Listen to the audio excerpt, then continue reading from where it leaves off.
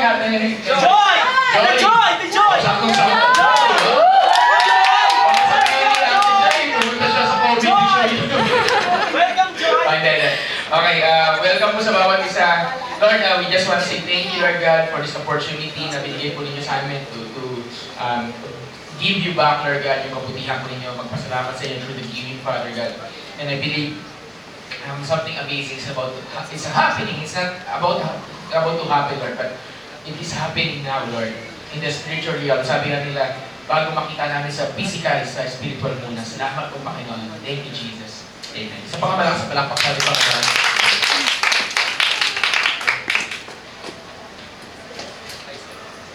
Ayun, as you can see, may bago po tayong beatbox, saka... Thank you! So, we're starting na po yung BMW project, and praise God. Actually, ang plano lang namin bilhin kahapon, beatbox. Tapos nung nandun na kami sa store, biglang sinabi sa akin ni Ate Mau, Pastor, ano lang, beatbox lang mabibili natin. Sabi ko, yun na budget natin. Pastor, may nagbigay. On the spot. Pambili ng amplifier. Napatingin ako, bibili na pala ng amplifier. So, ang tagal na mukhang strategy ng ano yun, nung tawag dito, nung sa Longga Music Store. Kasi nakabili ka agad kami. Ang tagal ibalik yung sukli. Alam mo yun? Ang tagal. Kapag nagtatagal kami, parang ako naman, paisip ng paisip, maya-maya, nabili ko na nga. Ayan, eventually, bumili na tayo. So, praise God. So, palakpakan naman natin ang Panginoon, diba? By the way, dedicated na yan po kahapon. So, hindi basta-basta pwede pumalo dyan at hindi pwede basta-basta na tumugtog ng kung ano naman. Nakadedicate dyan kay Lord. Doon sa lumang beatbox. Saan yung lumang beatbox? Andun eh. So, pinamimigay na po namin yung lumang beatbox. So, ayun lang. Pero ang kukuha na, dapat maging part ng worship team. Yan. Okay, gano'n lang yan. Okay, gano'n lang yan. Okay, so mayroon dalawa, yung Willie Kuya Junior yung isa practical pa. So, kasi hindi tayo pwede mag-impact dito ng mga gamit. Okay? Hindi tayo pwede mag-impact. Tapos kung may, tawag dito, may nagbibenta sa inyo ng bakal, may kilala kayo, yung mga hirang amplifier, unfortunately, hindi natin sila papaayos. So, ibibenta natin. Okay? Kasi dalawang beses na pinaayos ko eh. Pumutok na nung una, pumutok ulit. So baka mahirap na pag pangatlo. Okay? So benta niya. Okay, benta na natin. Meron po mga silang amplifier dyan. So, darating ang time, papalitan na lahat yan. So as you can see, iba yung setup natin ngayon. Hindi lang namin ang full blast, okay? Kasi iba yung plano ng Lord. Pero sinatuwa din sa ginawa ng Panginoon, di ba? Grabe. Kailan uli nangyari yun? Tagal na. Okay, tagal na. Sa totoo lang po, meron po kami 4 na pinaktisan. Diyan pa si Russell, nakita niya yun. Yes, Russell! Na-practice. Okay. Russell, naiintindihan mo na hindi labang na pa-practice sa susunod. Ganun yun. Okay. Amen. Sabihin mo kasi sa katabi mo, ang mahalaga dito si Lord. Ang mahalaga dito si Lord. Nakasabuhin ko. Ayan, okay. So, before proceed sa word, magiging mag-ship muna ako sa masayang bagay. Okay lang ba yun? Yes! Okay. So right! Kasi mag-e-enjoy kayo uli sa preaching. Amen! Sasama naman tingin sa akin last week ng mga tawag. I can ask someone. Okay. First, I wanna announce this. Next Sunday po, kakaroon tayo dito na hindi Saturday. So, as you can see, walang Gen Rev ng tawag dito, Christmas, ng October. But we are going to try to organize. Wala na kami gawain next Sunday. Sino dito meron chat? Meron siya, merong scholarship or... Ito kasi, sino may NSTP next Sunday? Okay, Sunday. Okay. Next Sunday, and you can bring your invites, okay? Next Sunday, we will have a church-wide prayer gathering. Lahat ng life group, lahat ng disciples, we need to pray as a church. Okay? We need to pray as a church. Ganito mangyayari. Hindi siya magsisimula ng 1:30. Okay? It will be a 1 half-day event. Sisimula ng alas 12 hanggang pagdating ng 1:30, 2 o'clock, normal service yun. Dito. Okay? Normal. Yung ganito. Okay. It would be prayer worship. Bakit kailangan natin gawin yan? Mga 11 or 12 or 11, basta wait for the announcement ng leaders. You can bring lahat ng, and I encourage you on that Sunday, magkakaroon tayo ng tinatawag na, I want to believe this yung evangelistic event. Wala na pagkain. Okay, wala na pagkain. Pero, tatry natin magpamerienda after nun. Okay, yung mga pupunta. So, sandwich, egg sandwich, tuna sandwich, ano yan? Balot. okay, balot, toasted siopaw. Okay, so next Sunday. Hindi, anong point ko? Maraming tao na nangangailangan kay Jesus. Tama mali? Tama. And gusto kong gamitin, kasi wala naman tayong Gen this month. Wala na youth gathering. Gusto kong gamitin yung pagkakataon na yun. Hey, why not let's bring our friends on that very day? And I will preach something na para sa lahat. And that will be something na talagang aayusin natin. So sabihin mo sa katabi mo, kailangan. Oo, sabihin mo, lang kakausap mo, sabihin mo, kailangan. May dala tayo. Yeah, may dala tayo sa linggo. Okay, sa linggo. Okay. So lahat ng life group leaders, responsibilidad niya yan. Lahat ng narinig dito, let's bring new people kay Lord. Amen ba? Ay, wala. Amen ba? Hindi po to suggestion, ito po ay isang instruction po. Next Sunday.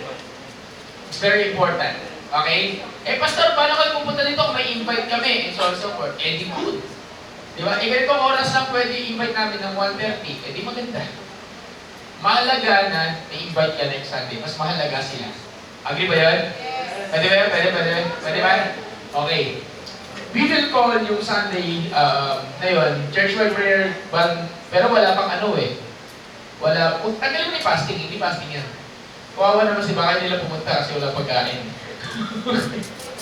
Okay. Prayer na lang. Okay. Fasting na lang yung mga leaders lang. Okay.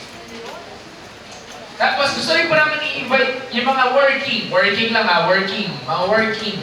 Okay, hindi mo na young people, okay. Gusto naman i-invite ang mga working every Tuesday night. Okay, we have the so-called wow. Ayan. Napakasabi na, wow. Every Tuesday night, meron kaming wow, ang tawag doon, Women of the Word. Yan ang gathering ng mga working. Thursday pala. Thursday na sila. Sorry. Thursday. Kasi alam mo talaga. Okay na ba? Thursday. Okay na, AJ. Okay na. Okay, Thursday. Every Thursday night, meron tayong wow, Women of the Word. At every Tuesday night, meron kaming mob. Ano yun? Men of the Bible. Ayan. Mga working. Okay? Tuesday night, every Wednesday, meron tayong prayer meeting dito, Harvey Bowl. So, importante yun. Sabi mo sa katabi mo, importante yun. Yan, okay? Kaya punta ka naman. Yan. Siyempre, magkabataan kayo, okay lang. Okay? Ano ba yun? Siyempre, nakalimutan ko. Every day. Yan na lang. Every day, meron mga nagla-life group dito. Okay? May mga life group leaders. If hindi ka po part ng life group, I'm encouraging you to be one. Sabi mo sa katabi mo, to be one. Yan, be one. Okay? I'm encouraging you to be one, part ng life group. You need it kasi hindi mo kaya mag-grow na ikaw lang sa kasunod. At huwag tayo maging Kristiyanong pangkalawakan. Ano universal Christian? Ginagawa ko yun dati. Dito ako. Hindi pwede yun. Hindi ka mag-grow doon. Dapat meron kang ate at kuya na handang maging gumabay at sumaway at magmahal sa iyo kahit ang hirap mong mahalin. Amen ba? Parang ayaw nyo Amen ba? Tanong ako, mahal nyo ba? Sino dito lahat na merong life group na? Can I ask the heads of the people na merong life group leaders? Taas, kayo wala pa kayo? Hindi, yung baba. Lahat na nagtasang kamay. Mahal nyo ba yung mga life group leaders nyo? Tanong, mahal ba kayo niyan? Okay. So today, gusto ko simulan doon kasi importante sila sa message na to. Okay? So I'm going to start the message. Ito yung conclusion nung mensahe ko last week. Sino nandito last week? Sino nag-enjoy sa message last week? Mag-enjoy kayo.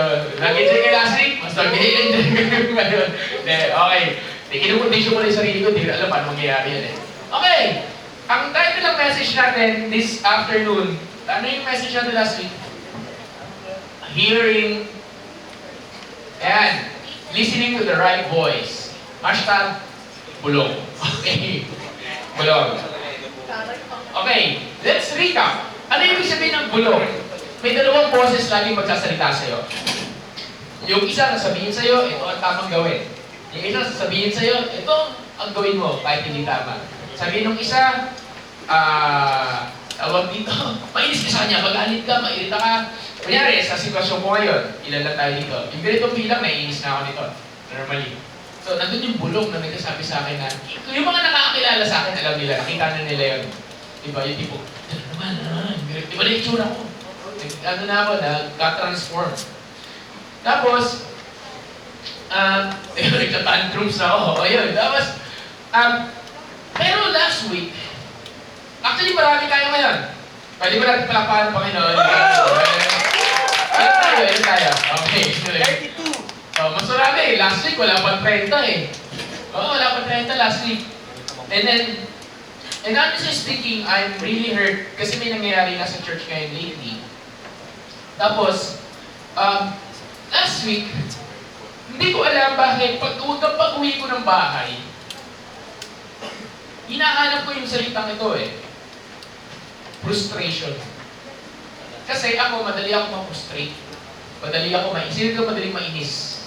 Madali mairita. Madali ma-frustrate. Alam yung frustration, hindi mo may inaasahan ka, hindi nangyari. At gusto mong magdalaiti, gusto mong sakalin yung mga tao. Di ba? Aba, ganun! Wala eh.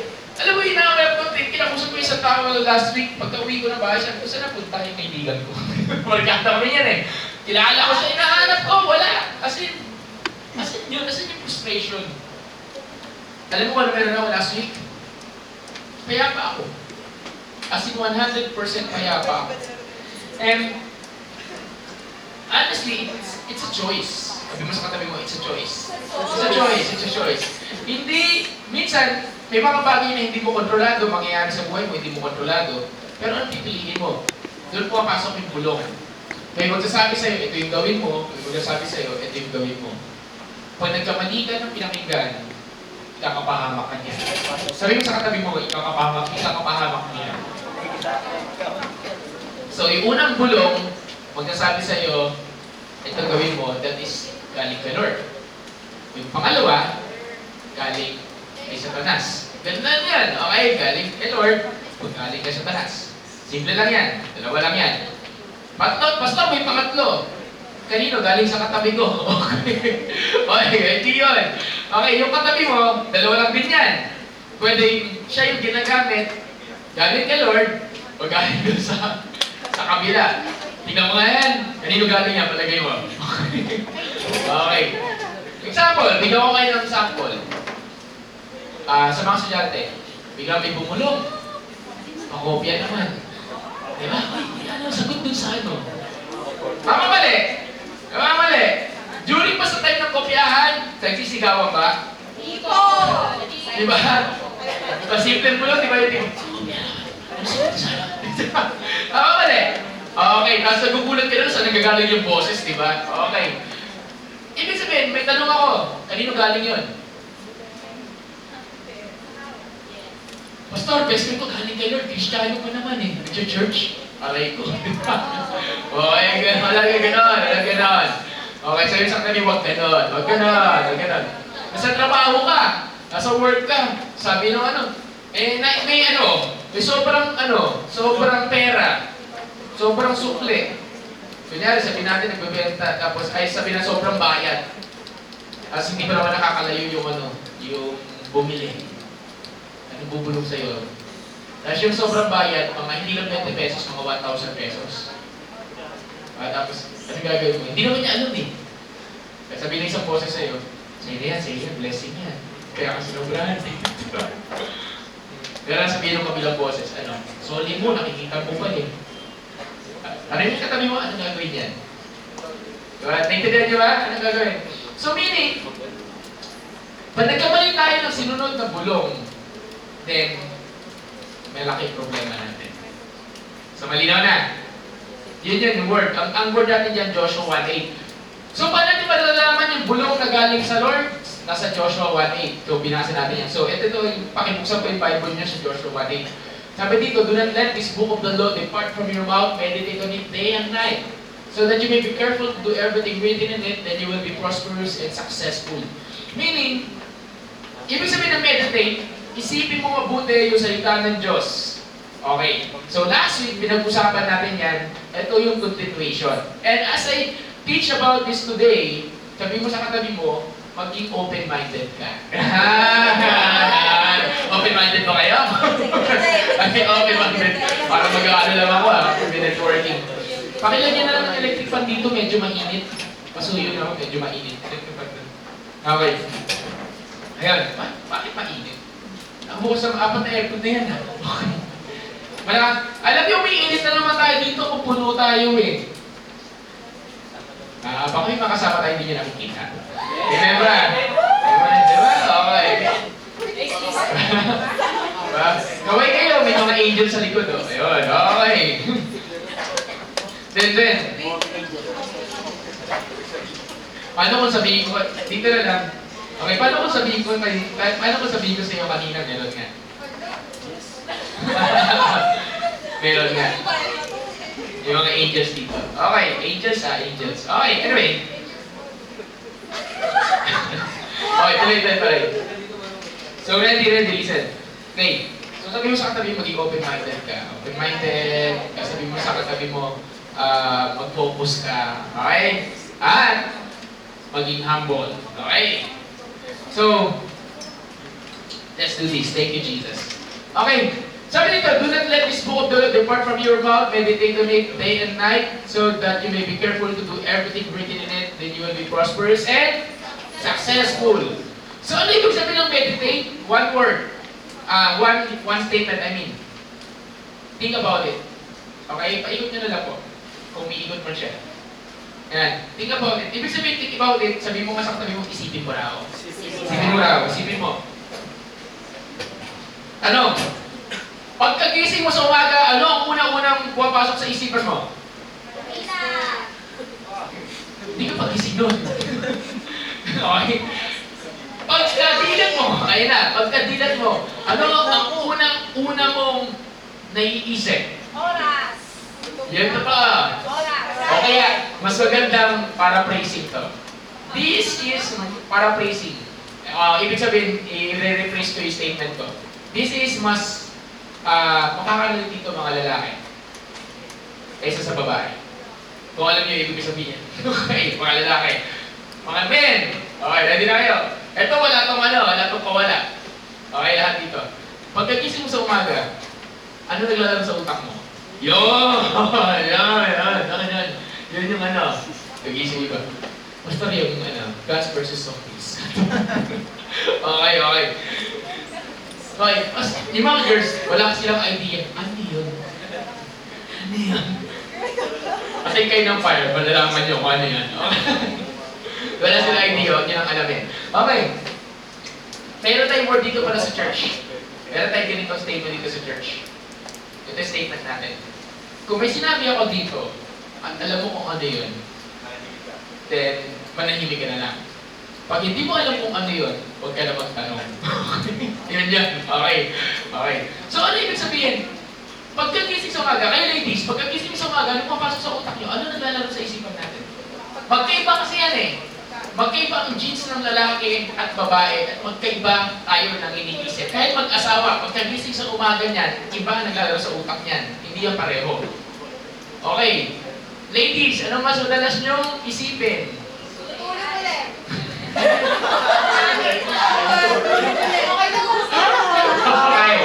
Okay. Men, ano madalas nyong isipin? God.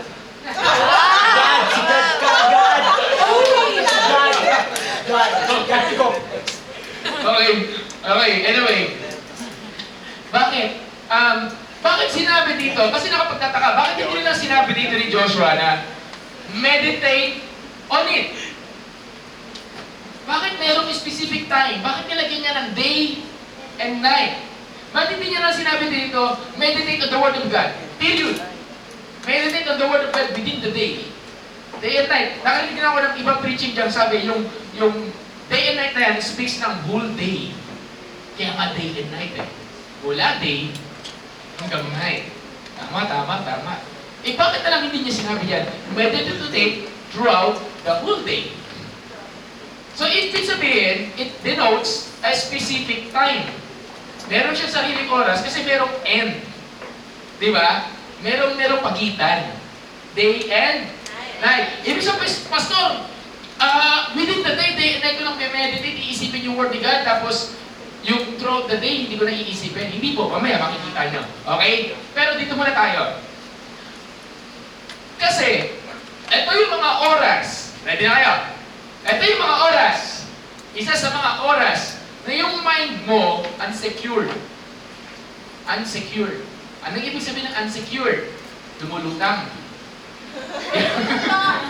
Di ba, pagkagising mo, sabaw-sabaw ka. At ang utak na sabaw, marami naglalaro. Ano naglalaro? Yung anong laman niyan.